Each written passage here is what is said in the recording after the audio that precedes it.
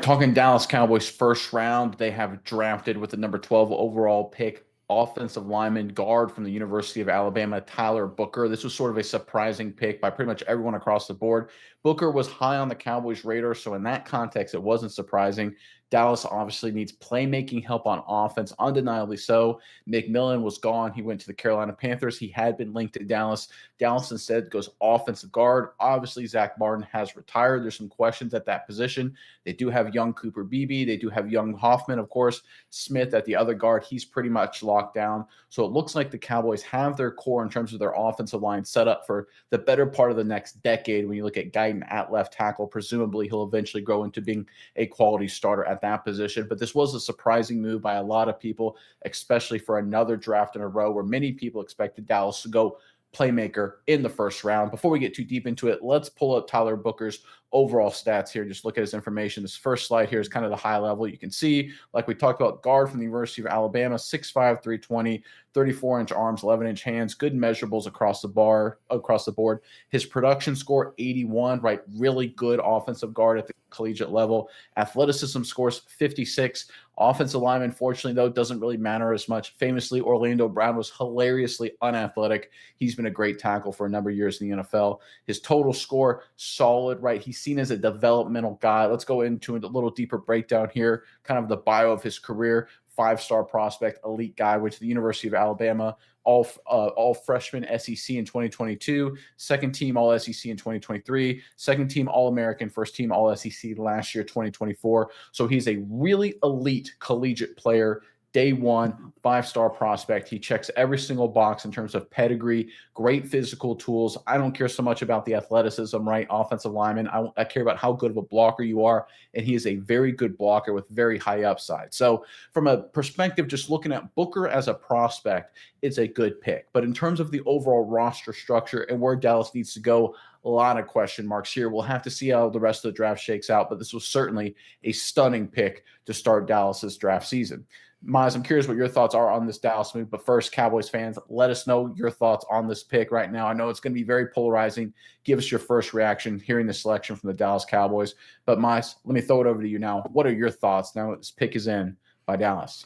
Yeah, Nick, I think it's interesting, like I said, surprising. It's not what you want as far as we're all, the general consensus, I think, especially on this channel, is, really boring offseason, boring in a good way as far as they didn't do anything crazy. They didn't do anything over the top.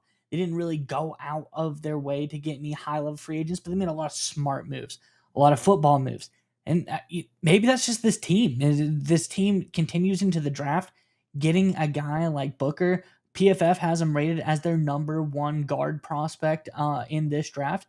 Really good stuff. I think, he's a solid player. Like you said, athleticism, that can't be a judge. If this guy goes out on the field every game and does really good stuff, I don't think you really care too much about what people think as far as is he a good athlete, because there's been numerous players who have been, scoffed at because their athleticism go on to be elite players in the NFL. He's got great size, like I said, 6'5", 325. I like the pick. I think, it's not as exciting as you want it to be once you let that wave of initial, and unfortunately, disappointment come through that, okay, we didn't get the sexy pick. We didn't get the exciting pick that we wanted.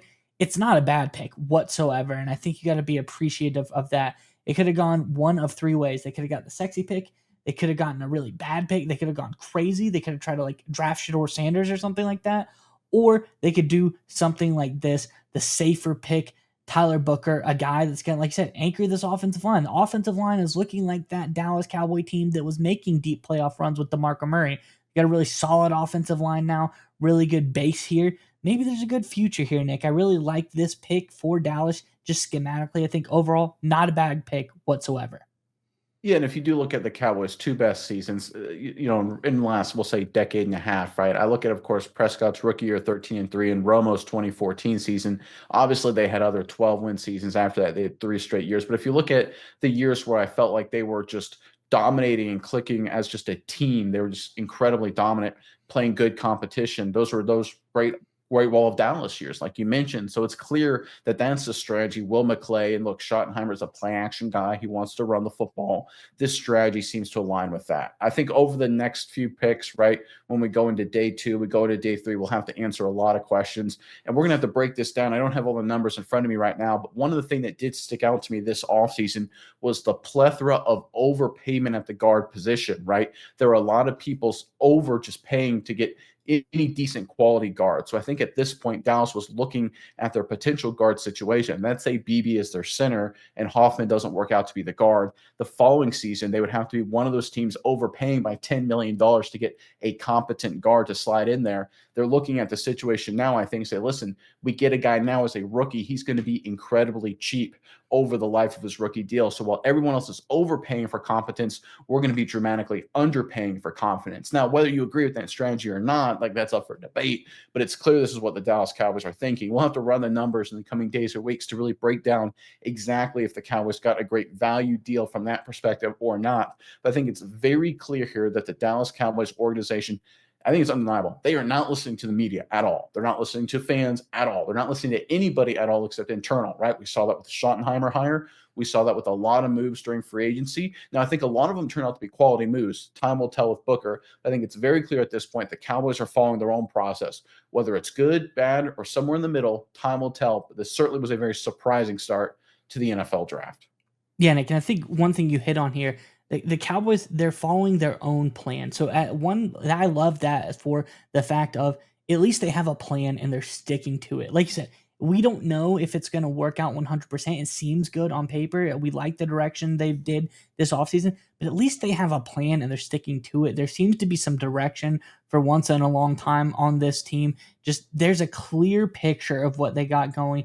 And I got some other statistics looking at Tyler Booker, what he was able to do in the SEC, Alabama, playing high-level football games every single season there. How about this? 2 sacks allowed in his entire career with the Alabama Crimson Tide. How about this?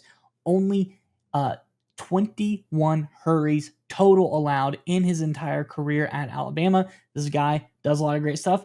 Kind of iffy on the run block grade. Still not a bad score, about 64 run blocking grade. Last season had an 86.5 pass blocking grade. Did a really great job there against, like I said, some of the toughest competition in all of college football. So this guy brings a lot to the table. Dallas following this plan once again. Think it's a really good move. We'll see how it plays out, but you got to give them credit. Following the plan, at least there's a path. At least there's something they're working towards, and it seems like they are not going to stray from it. I like this from the Cowboys.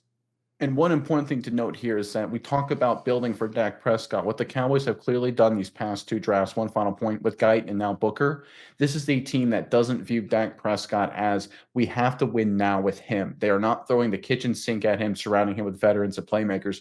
They're creating an infrastructure that is Dak proof. That it'll help Dak certainly, but they're not dependent on Dak. And that's important to follow over the course of the coming months and years when it comes to whether it's Milton or somebody else. This feels like the end of the Romo era in Dallas when they rebuilt that offensive line. That O-line helped Romo, but also set up Dak for the early part of his career. The Cowboys are following that same strategy once again.